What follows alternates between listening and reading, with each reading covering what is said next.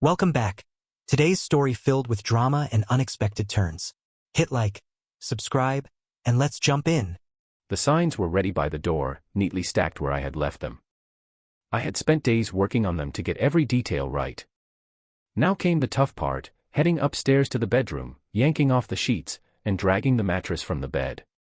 It was a struggle to slide it down the stairs, across the hall, and out to the lawn by the street. Back I went, grabbing the slats and bedclothes, tossing them downstairs, and adding them to the pile next to the mattress. Another trip up to kick apart the bed's side rails and lug them outside. A quick check of the time: 4:10. I had less than an hour left. The headboard and footboard were next, and by 4:23, the bed was fully dismantled.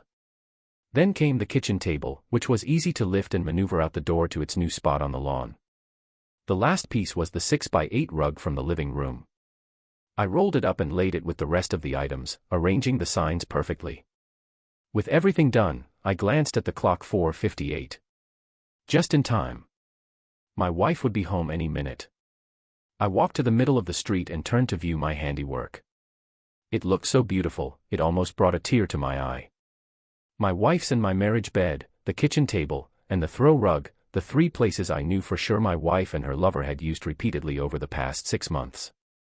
And the signs, so perfectly placed, high enough to be out of reach. One by one, I read them. The large sign in front of the furniture: these items are yours for the taking. Free. They are no longer wanted in this house. If you can stomach the stench of adultery and broken vows, help yourself. The sign above the bed read: on this bed, my wife repeatedly broke her wedding vows and threw our marriage away by having sex with her lover 3 times a week for the past 6 months. Their most recent tryst was this afternoon, and the smell of their bodies still clings to the sheets. Over the kitchen table was the sign that said my wife and her lover often had sex on this table, usually just a few hours before she served me dinner. Over the throw rug was a sign that said my wife and her lover seemed to prefer this rug for their experiments, something my wife always denied me, claiming it was too filthy to even think about. To each sign, I had stapled an 18x24 photo of the adulterous pair consummating their union on the appropriate piece of furniture. There was a 5th sign, slightly behind the table, which read: my wife's lover is her boss, Ethan Clark of Clark and Hadley Investments. He's married and has 2 children. I don't think his wife knows about any of this, but she soon will. 4:59. Just in time, she'd be home any minute. I turned and looked around me and found a group of neighbors already gathering to watch what I was doing. Several cars had stopped, and more than one person was talking on a cell phone, either calling their friends to come take a look or calling the police to have me arrested for fostering public indecency. I casually waved to the assembling group and walked into the house, closing the door behind me. At precisely 5 p.m., I saw my wife's car turn the corner at the end of the block and immediately slow down, seeing all the people gathering near our house, looking at something on our lawn and talking and laughing among themselves. Slowly, she drove to the house we'd shared for the past 10 years and stopped in front, staring at the sight of the furniture and the signs in our front yard, paying, I'm sure, special attention to the large photos of her and her boss Ethan Clark having sex, their faces masks of lust and pleasure.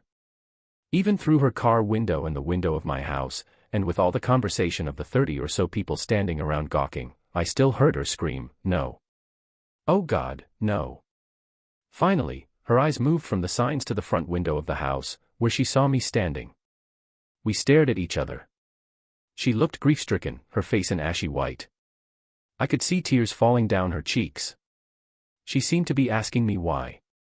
I had the same question for her. I watched her for a few seconds, then turned away, closing the curtains behind me. At this point, I should explain how my wife, Sophia, and I arrived at this tragic place. My name is Matthew Grant. I met Sophia in college, our sophomore year. A mutual friend suggested we get together, and when we met for the first time, I was smitten. Sophia wasn't a beautiful woman in the classic sense, but she was so damn cute and sexy. 5'3", with beautiful green eyes and chestnut hair down to her shoulders. Her body was petite but perfectly proportioned, and her tiny waist captivated me. Though she didn't know it at the time, she had me. And the thought that I wouldn't win her never crossed my mind. Sophia and I started dating, and within a few weeks, we were a couple. A month after we met, we made love for the first time, and it was like nothing I had ever experienced. I was obsessed with Sophia and couldn't get enough of her body. Neither of us was a virgin our first time, but we were far from experienced, and we luxuriated in each other's bodies. I think it's safe to say we were as deeply in love as it was possible for two people to be. We were married just after graduation and moved into our first home, a condo in Riverdale. Sophia got her real estate license and went to work with one of the area's more prominent agencies. I used my engineering degree to snag a nice position with a medical equipment company, and we settled into a life I thought was perfect. For the next 10 years, we shared a fabulous life together, first in our condo, then, as our earnings increased, we bought our dream home and started our family. First came Emily, now 10 years old, then 2 years later, along came Daniel, who is now 5. Sophia and I love those 2 kids to distraction. We lived for each other and our family. So, what happened? I wish I could tell you. I wish I could say I picked up on the little signs that told me something was wrong, but I didn't. I was totally oblivious, living in a world of absolute love and trust with my wife. It took a fluke to fill me in on what was going on, a fluke caused by our daughter Emily getting sick at school. It was a Friday, and I got a call just before noon from the school nurse that Emily had come down with what appeared to be the flu. At the time, I was in the middle of a staff meeting and asked the school nurse to please call my wife. The nurse told me she had tried calling Sophia at her office, where she was told my wife would be out for most of the rest of the day. She tried our house, but there wasn't an answer, so she left a message. Then her cell, only to be directed to her voicemail. So she called me since it was important that my daughter be picked up as soon as possible. I made my apologies to my staff and drove as quickly as I could to Emily's school, where I picked her up and headed for home. When we got there, and I opened the garage door, I was surprised to see a car I didn't recognize parked in my car's spot next to my wife's. Instantly, I got a lump in my throat, and my stomach began to churn. No, it couldn't be, I told myself. My wife, the woman I loved more than life itself, couldn't be having an affair. It wasn't possible. But still, why was there a strange car in the garage with the door down? Something was very wrong, and I had to find out. And I couldn't let my daughter find out with me. Stay in the car for a minute, Emily, I told her. But why? I want to go to bed, she whined. I know it, baby, but I think the exterminator is here spraying the house for bugs, and the spray will make you even sicker. I lied to her, the first lie I'd ever told my daughter. Let me check first, and then I'll come and get you. Emily whined some more but lay back down in the back seat to wait for me. As quietly as I could, I walked into the garage, used my key to open the door to the kitchen, hoping desperately to find my wife and one of her girlfriends having coffee and chatting at the kitchen table. But when I turned the corner, the kitchen was empty. I stepped through the kitchen and turned toward the living room, hoping to find her sitting on the sofa, holding a conversation, but no one was there either. Then I heard her laughing, the joyous, girly laugh I knew so well. It was coming from upstairs, and my heart sank. The only rooms up there were bedrooms. My knees got weak, and I felt like I was going to throw up, but I pushed myself forward. As bad as I feared things were, I had to find out. I walked quietly up the stairs, the carpeting softening the sound of my feet. The first bedroom was my daughter's. The door was open, and as I peered in, I found the room empty, the bed still made. The second door led to my son's room, and the door was closed. I started to open it and then heard my wife's laughter again, coming from farther down the hall, the master suite. My heart in my throat, I crept to the edge of the door and listened. At first, I heard nothing. Then came the sound of the bed rocking gently against the wall. Then my wife's voice, "Oh God, Ethan, so good, oh yes, do me, baby, be my man." Then a male voice, "That feels good, doesn't it, Lise?" "Yes, Ethan, you know it's good, the best ever. I've told you that 1,000 times, no one has ever done me like you do, not even your chicken husband, Matthew." He panted as he continued to have sex with my wife. "Please don't call Matthew a chicken, Ethan. He's not. He just can't make me feel like you do. He loves me so much, and he tries so hard, but every time he makes love to me, all I can think about is having sex with you, completing me like no one else can." My body had turned to ice. My loving wife couldn't stand the way I made love to her. I felt bile rising into my throat, but I fought it down. I had to see for myself. But at the same time, I didn't want to let them see me. I realized at that very second that my marriage was over, but still, I needed visual proof of her affair. With my heart totally shattered, I slowly turned the handle on the door and opened it just an inch, just so I could peek through. And what I saw killed every ounce of love I'd ever had for my loving wife. She was on the bed, being screwed by a man I recognized as her boss, Ethan Clark. My first inclination was to rush in and beat the hell out of him, but quickly decided that I'd only end up in jail. After all, he wasn't forcing my wife. She was willingly and enthusiastically giving herself to him. And as he pounded her, I turned away, quietly closed the door, and fumbled my way down the stairs, gagging on the bile in my throat, determined to keep it down. Somehow, I made it back to my car, put down the garage door, and started the engine, backing out of the driveway. "Daddy, where are we going?" "I'm sick. I want to go to bed." "I know it, Emily, but I was right. The stuff going on inside the house would make you even sicker than you are." "I was only inside for a few minutes, and it made me sick," I told her, not exactly telling her the truth but not lying either. "I'll take you to Grandma Margaret's house for a few hours till the stink goes away." It was a 15-minute drive to my mom's place, and while I drove, my mind went completely crazy. My marriage was over, done, without any hope of being saved. No way would I ever stay with the person I saw a few minutes ago, and she and her lover were doing it in my bed. That lying cheat, that street-grade hooker. I pounded on the steering wheel, and tears started rolling down my cheeks. "Daddy, what's wrong?" "Nothing, Emily. I'm fine. Just the stink in the house really bothered me, got to me. I'm fine, don't worry. I'm fine." I left Emily with her grandmother, telling her I'd pick her up in a couple of hours. I didn't explain anything to my mom about what I had witnessed, just told her to watch Emily till I got back from work.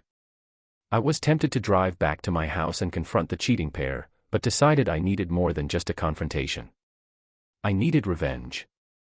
And as I drove back to my office, I began to form the plans that would ruin my wife and her boss forever.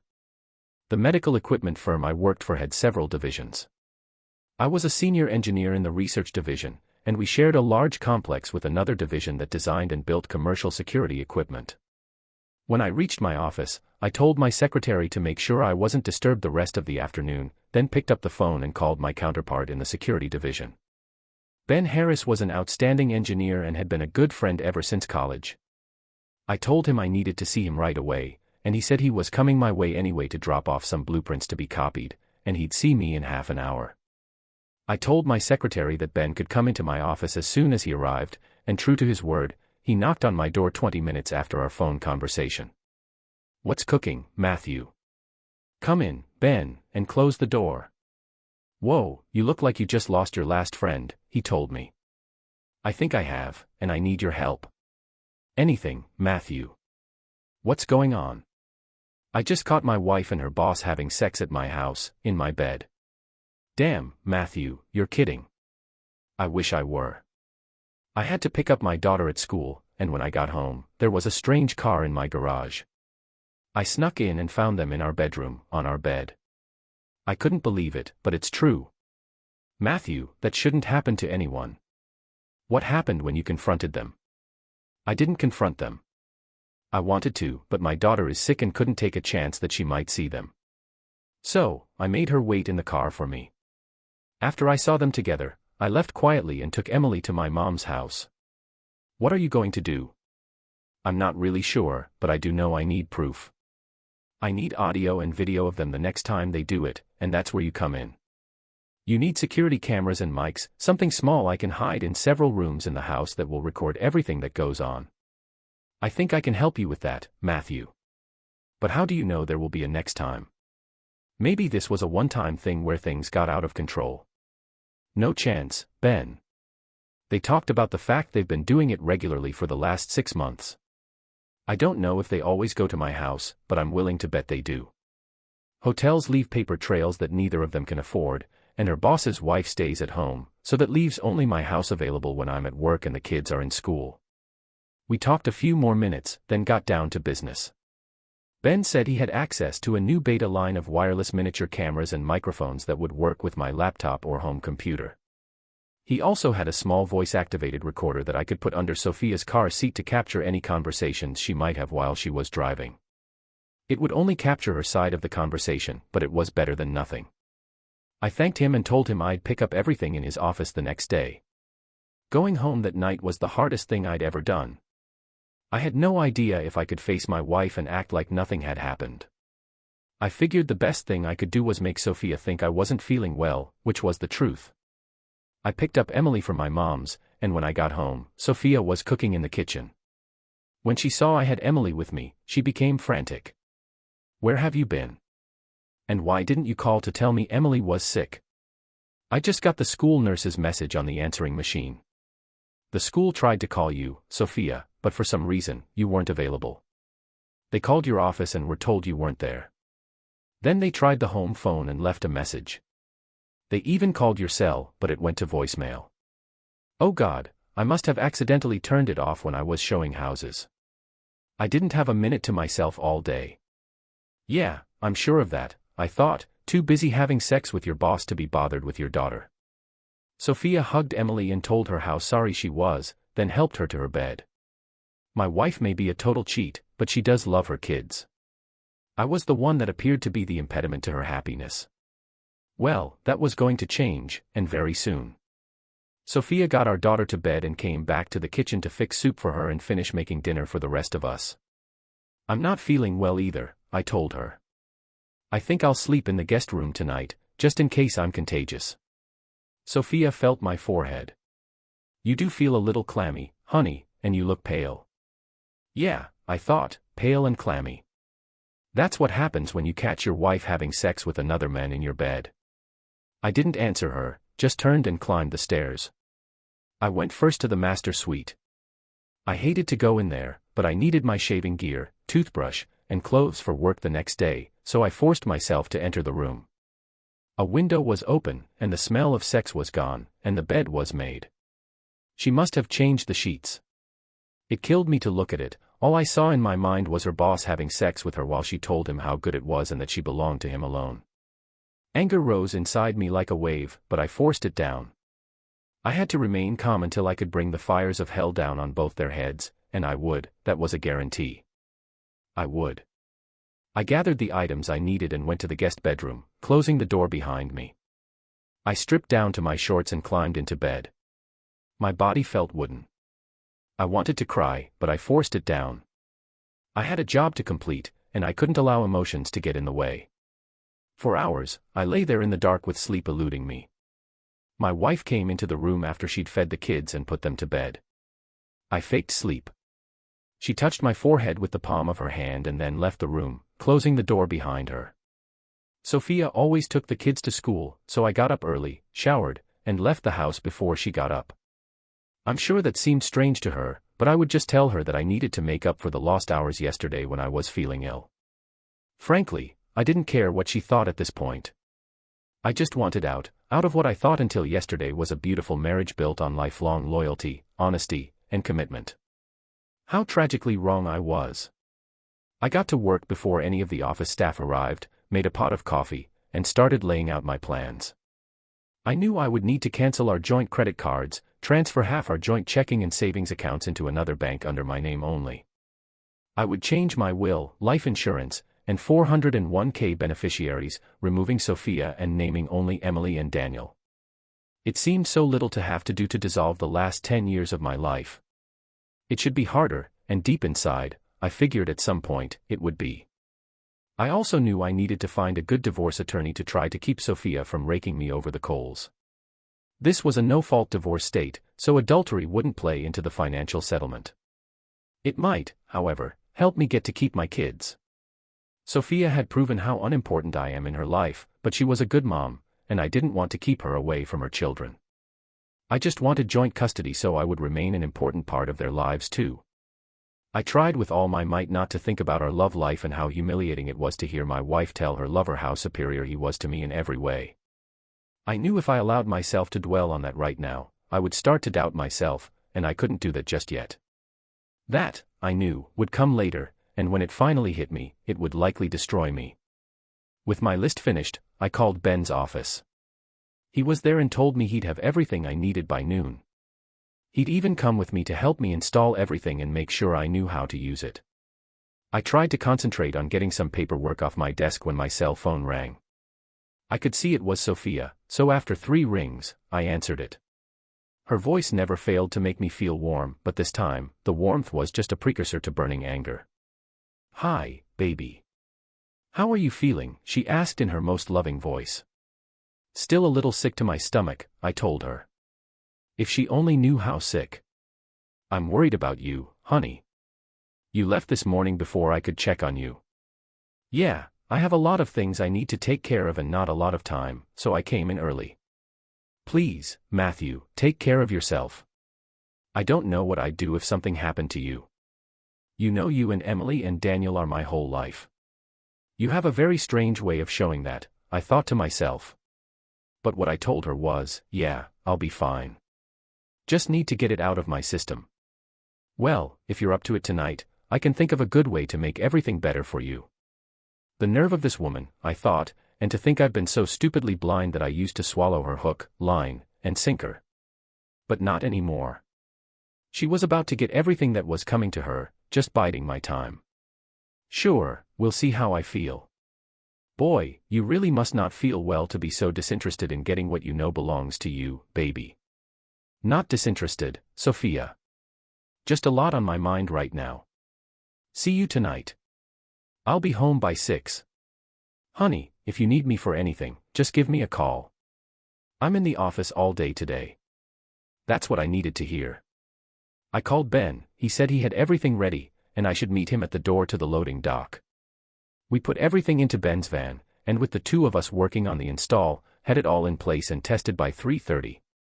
Ben installed the software on my home office PC and set up a secure folder to gather and hold everything the cameras and microphones picked up. We bugged the living room, kitchen, guest bedroom, and, of course, the master suite, paying special attention to that room with 4 cameras that would capture virtually everything that went on there. As a final thought, we also installed a camera and mic in the master bath in case the loving couple decided to shower together after their sessions. Everything was automatically activated by motion, with the cameras turning on the mics. I was ready. That night was the toughest one of my life. I couldn't convince myself to play the illness routine again, so after dinner, when the kids were asleep, I dutifully followed my wife to our room, where I turned on my side away from her and pretended to go to sleep. Sophia seemed perturbed since we always cuddled before sleep. She spooned up against my back, draping her arm over me. "Anything wrong, my love?" she asked. "No, Sophia," I told her. "You've always satisfied me. I just wonder sometimes if I'm man enough for you." "Matthew, why would you say such a thing? You know you've always been enough man for me. My life would end if something happened to you. I'll never need anyone else as long as I have you.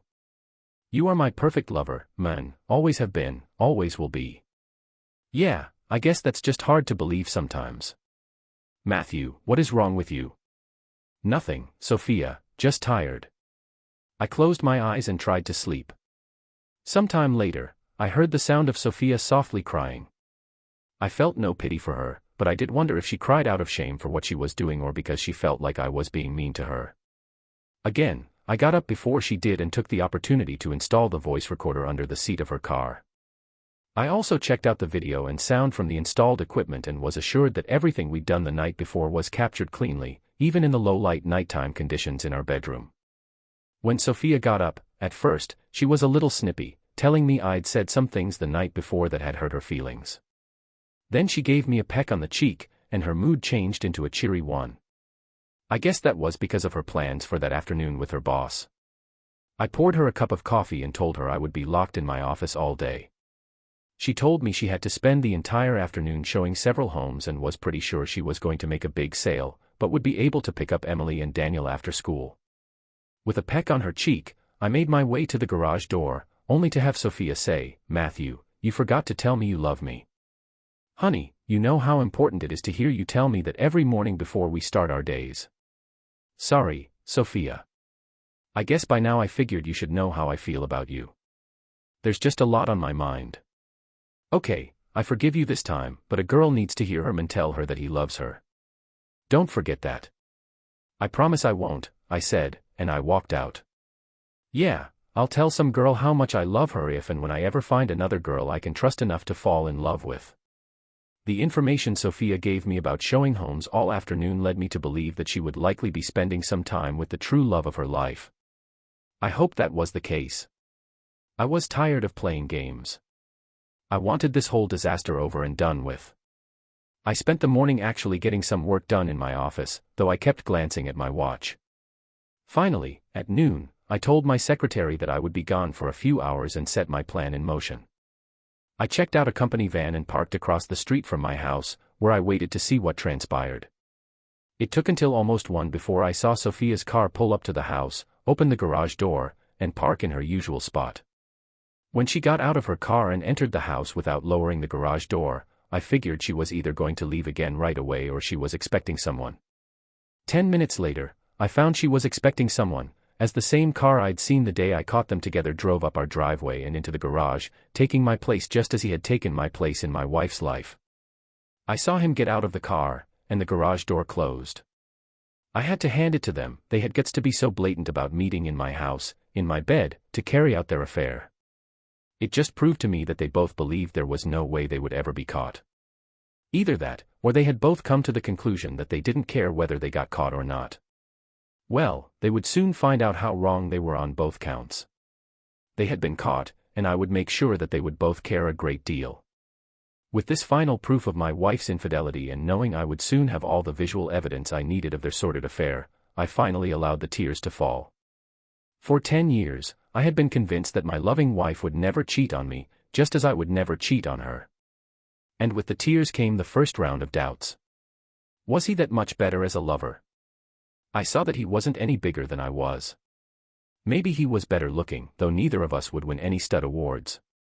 Why would she willingly take the chance of destroying our marriage, and his marriage too, since she had to realize there was no way I would not tell his wife exactly what the two of them were doing? I so desperately wanted to walk into the house and confront them. But why? What would that accomplish? I'd catch them in the act, but hell, I'd already done that once, though they weren't aware of it. Would I feel better by beating the hell out of her lover? Yes, but I'd likely go to jail because of it, and frankly, by this time, neither one of them was worth it. My only worry was how all of this horror would affect my kids, and his kids too, since I was prepared to destroy him just like he had destroyed me. By 2:20, they must have finished because the garage door opened, and her lover backed his car out and left. 15 minutes later, my wife did the same thing, closing the garage door behind her. I knew she would return home with the kids by 3:30, so I hurriedly parked in the garage and made my way to my home office. I didn't want to take the time to review all the footage the cameras had recorded, just wanted to make sure the evidence I needed was safely on my hard drive. After 10 minutes, I'd seen enough. It wasn't a total repeat of the last time they were together, but it was graphic as hell. They'd started out having sex on the kitchen table where I ate my meals.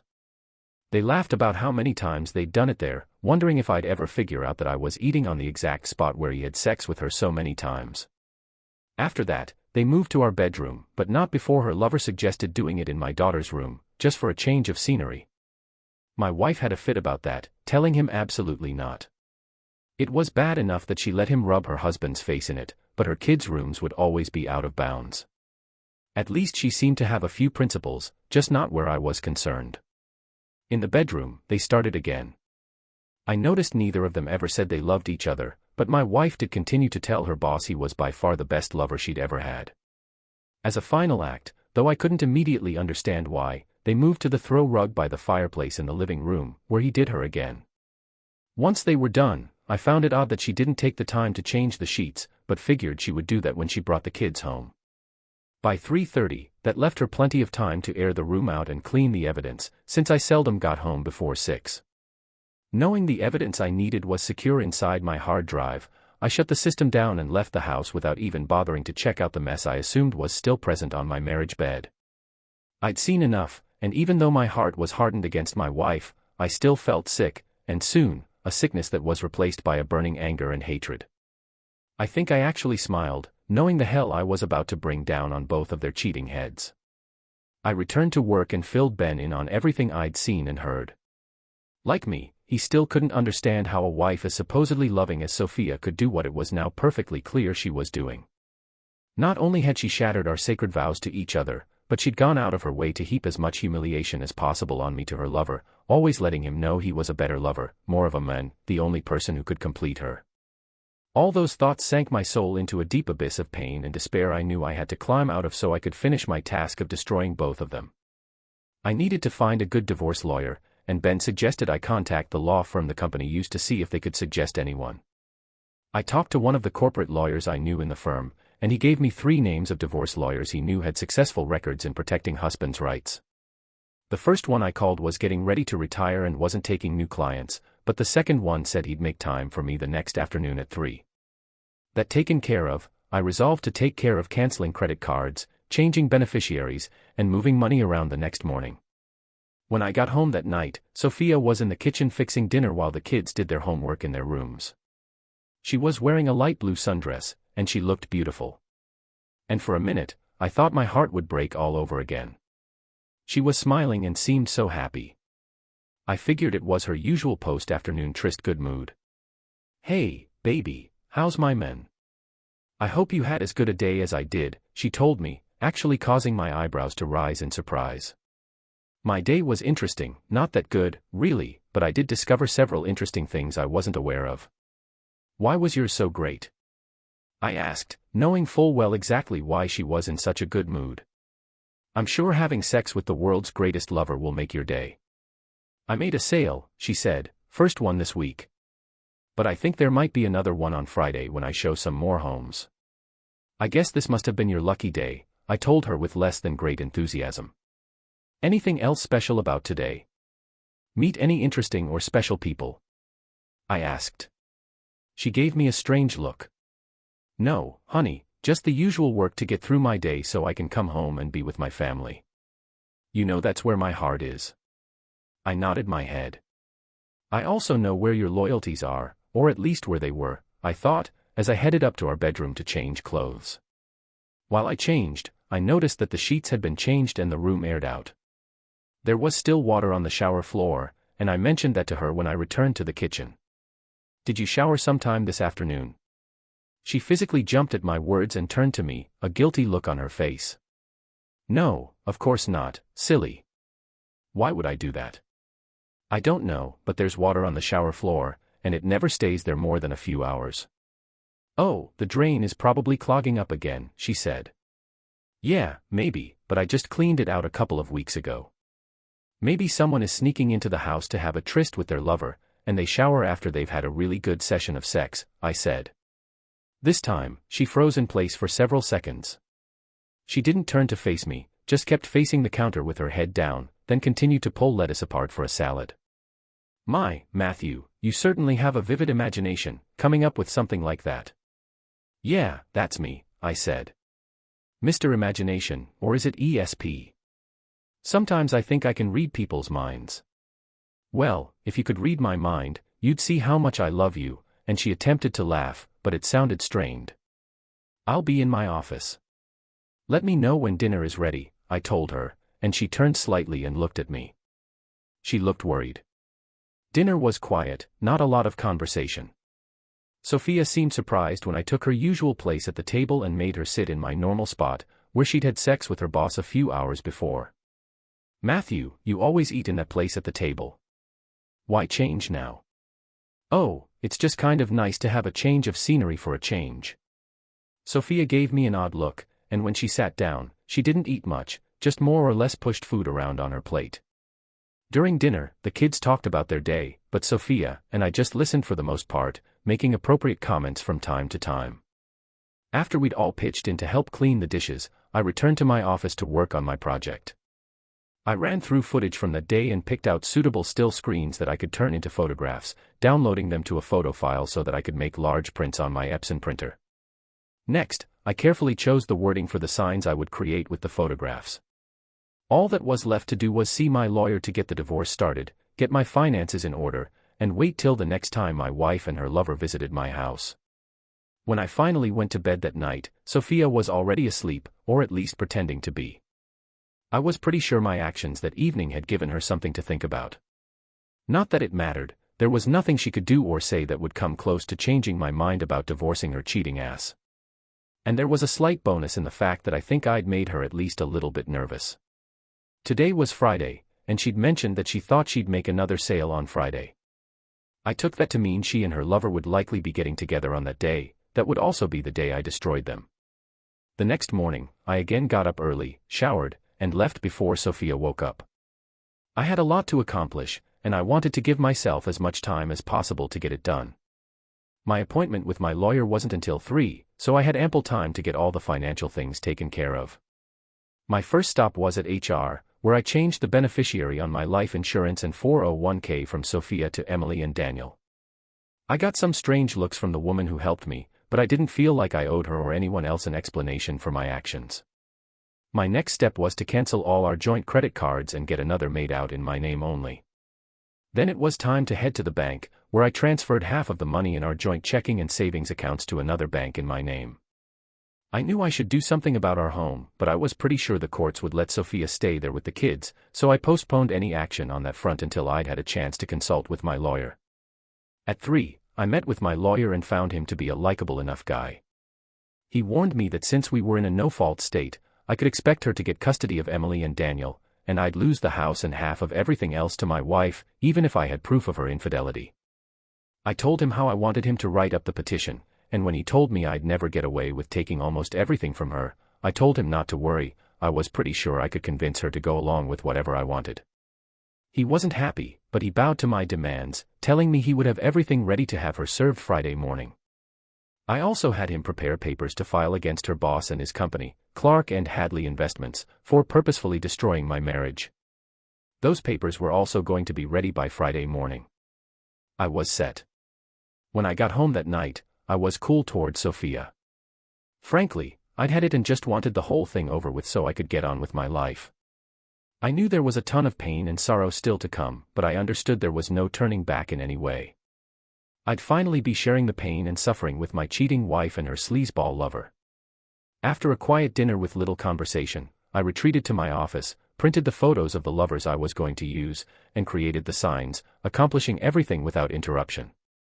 I also had time to write a letter to Ethan Clark's wife, enclosing 4x6 prints of the big photos I was using on the posters and telling her I had plenty of video to supply her with in case she decided to divorce her husband like I was dumping my wife. Shortly after 11, I went to our bedroom to make sure Sophia was asleep, then made my way to her car, retrieved the voice-activated recorder from under her seat, rewound it, and listened to what was on it. I was only getting one side of the conversations, and there appeared to be several actual business calls, but there was one that appeared to be to Ethan. "Hey, lover, thanks again for this afternoon." "Me too. I always miss you afterward." "Together?" "Yes." "Oh my God, would a whole week together be heaven?" "Yes, maybe we can. Before long, we can make up a real estate convention that we absolutely must attend. You'll give me enough to drive me crazy." "Yes, baby, only you. You know, if I didn't have to give Matthew sex once in a while to keep him happy, it would be your exclusive property." "Yes, baby, we're on for Saturday evening. I can't wait either. Bye, babe." I was surprised to find that what she said didn't hurt as bad as it had before. Maybe there was hope for me yet. Little did she know how soon she would be his exclusive property forever. And, of course, the fact that I was one day away from destroying their sweet lives gave me a warm feeling. Revenge, I was discovering, was powerful medicine. I replaced the tape with a new one and placed the recorder back under her seat, where I hoped it would record evidence of her misery the next day when her world fell apart. I barely slept at all that night, not because I was heartbroken. I'd gone beyond that. No, I had trouble sleeping from anticipating everything I hoped would happen the next day. For the final time, I got out of bed while Sophia continued to sleep. I stood looking down at the woman who had been the love of my life, the mother of my children, the woman I expected to spend the rest of my life with. I felt tears coming into my eyes as I realized I had slept with her for the final time. Never again would I make love to her. Never again would we cuddle or talk about our future. We had no future, and as I turned and walked away from her, I wondered if she had any idea the price she was about to pay for turning against me. She probably didn't, but she'd soon find out.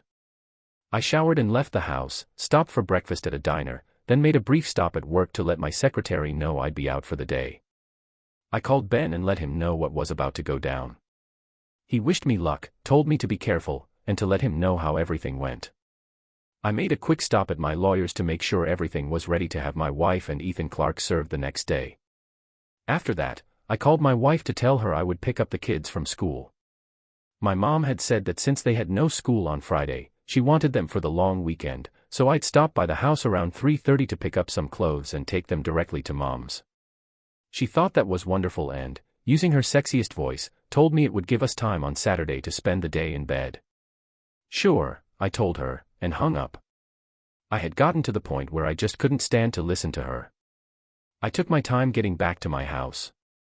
By 12:30, I was parked around the corner, waiting for the action to begin.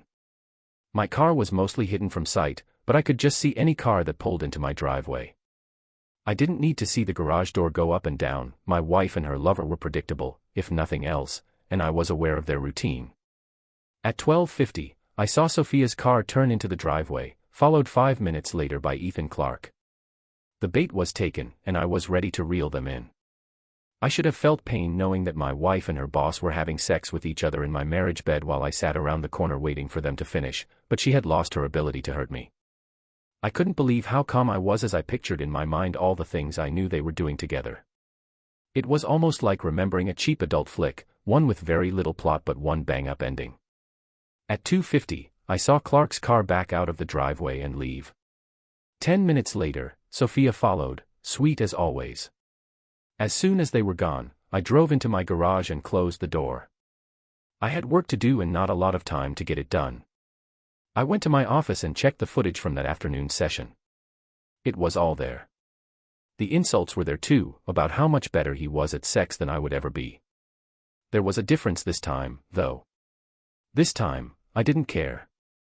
After I made sure the footage was safely downloaded onto my hard drive, I spent the next 10 minutes taking all my handmade signs with their graphic photographs up the stairs, placing them by the front door where they would be handy. Next, I packed a toothbrush and some clothes for Emily and Daniel and put them in my car. The only regret I had about what I was about to do was how much pain I was about to cause the two children I loved more than anything in the world. I took comfort in the fact that I had not caused the pain they would soon feel when they realized their mom and dad were no longer together. No, that responsibility lay firmly on their mother's head. She was the one that chose to have a lengthy affair and completely destroy her family. At 3:15, I drove to their school and was there to pick them up when the final bell rang. I told them they would be spending the weekend with Grandma, and since she always spoiled them rotten, they were thrilled. 45 minutes later, I had dropped them off and returned to the house, where I put my plan into action. And that brings us back to where we started, the bed, table, and rug on the lawn, with all the signs, the neighbors watching, and Sophia coming home to the horror of learning the truth, that I knew everything. I didn't hear from Sophia that night, though I thought I would. There was a call late that evening from her cell phone, but when I answered, there was no one there. I was visited by the police an hour after Sophia left. They were sympathetic but told me I had to remove the signs and photographs, or they would have to cite me for disturbing the peace and public indecency. I took them down. They had done what I wanted them to do. They were seen by my wife, and I knew from the look on her face before I turned away from her that her life had begun to spiral down into hell. That night, I drank the better part of half a bottle of whiskey and passed out in an alcoholic stupor. I woke up Friday morning with a world-class hangover, but in spite of that, I still felt a sense of power. Yes, I was sad and lonely, but I knew I'd had the strength to bury my anger and hatred long enough to exact my revenge against my faithless wife and her sleazeball lover. Around noon, I opened the front window curtains and saw that the rug, kitchen table, and bed were gone. The only things left were the mattress and sex-stained sheets. I'd haul those away or burn them later, I thought. The rest of the morning was uneventful, but by 3 in the afternoon, all hell began to break loose. I was sure that Ethan Clark's wife would have received the letter and photographs that morning, and my lawyer had called me to let me know both Sophia and Ethan Clark had been served at work. He said he was there when they were served, and Sophia screamed and fell to the floor, sobbing, while Ethan Clark totally ignored her as he stomped around the office, calling me names and threatening to kill me.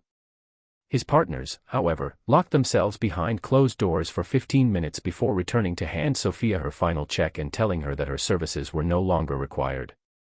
They also handed Ethan a check for his share of the partnership. When he told them he had no intention of selling to them, they quoted to him the section of their corporate bylaws concerning morality and sexual fraternization with staff members. The section plainly gave them the mandate and right to sever all relationships with him and his mistress. At the same time, the front desk receptionist told him that his wife was on the phone demanding to speak with him.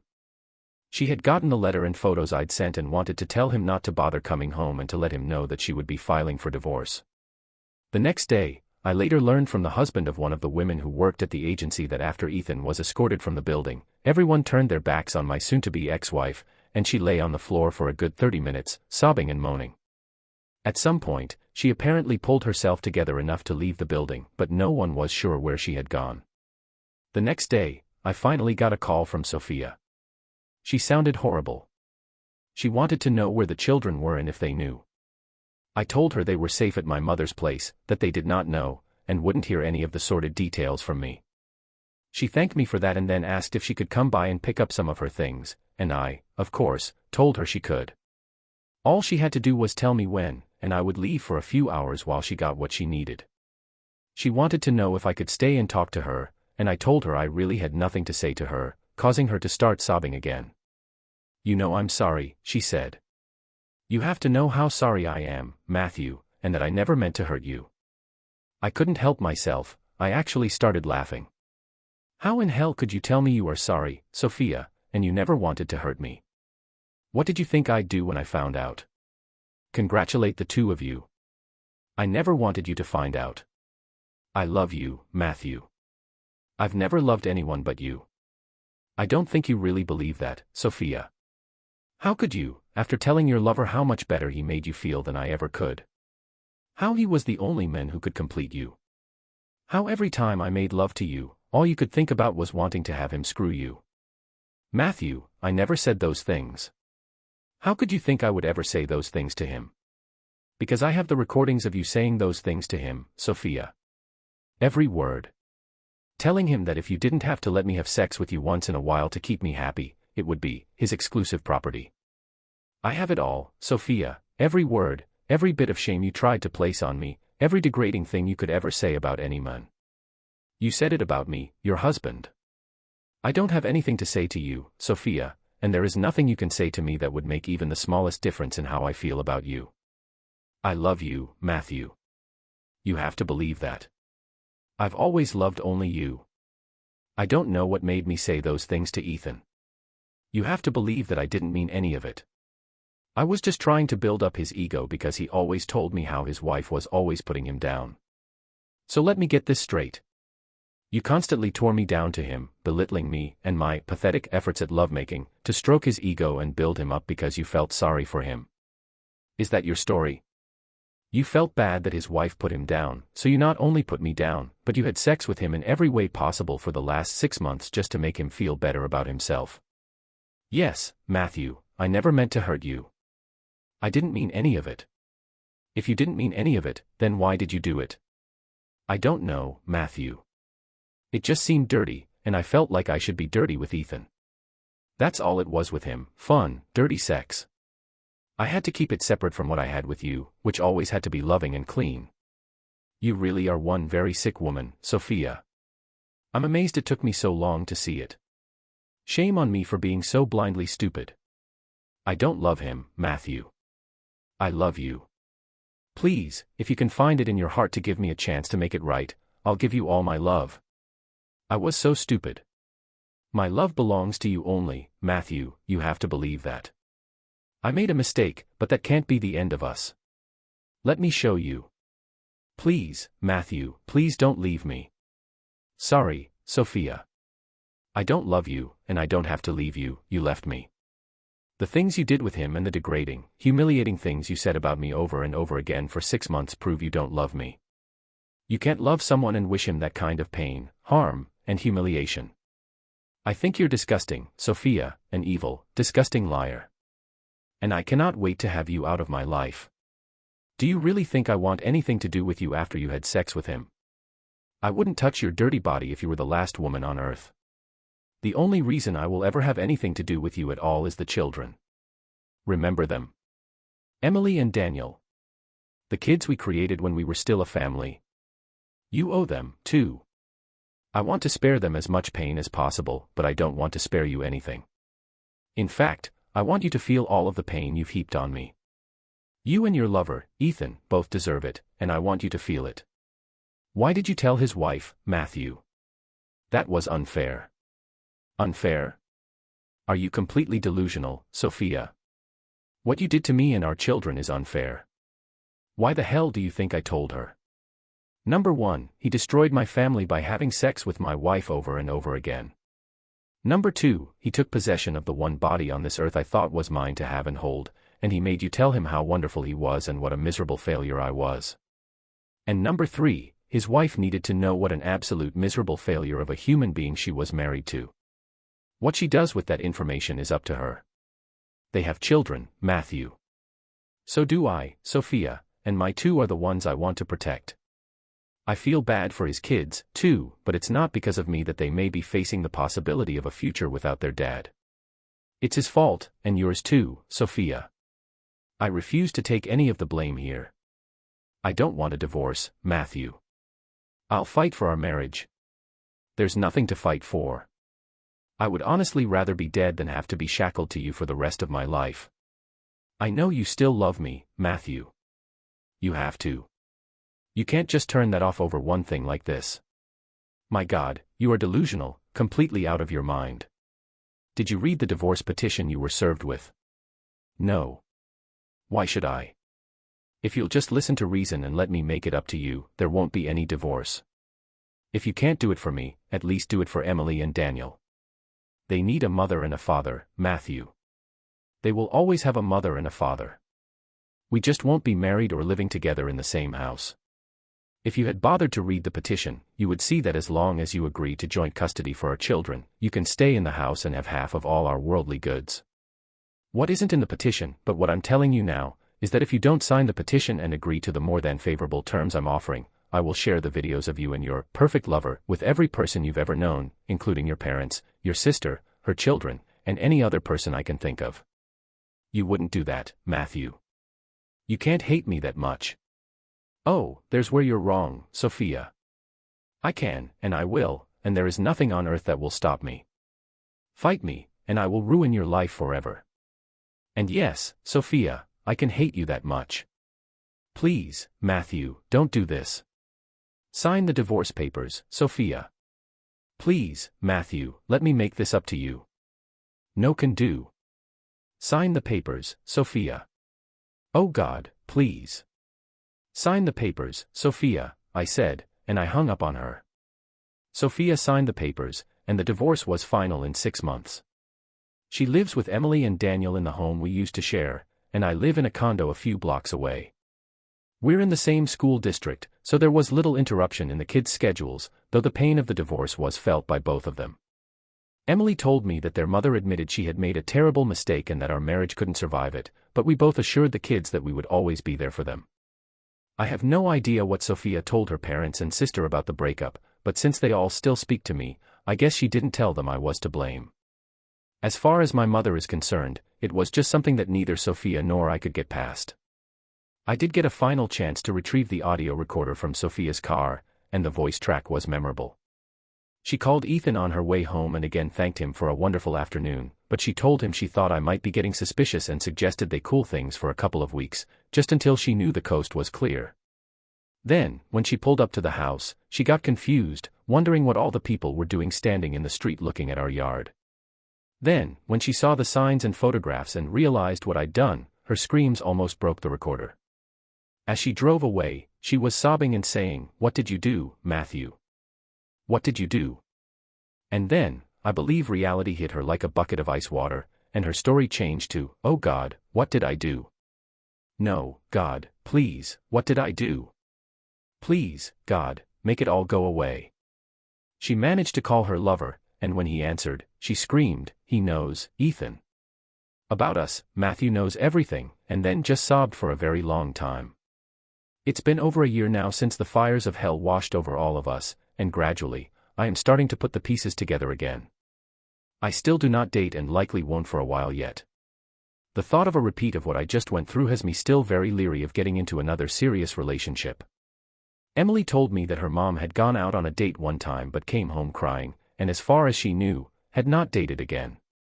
Sophia found a job as a receptionist in a retirement village and has given up real estate, at least for the moment. I've never learned if she stays in touch with Ethan Clark, and I don't care.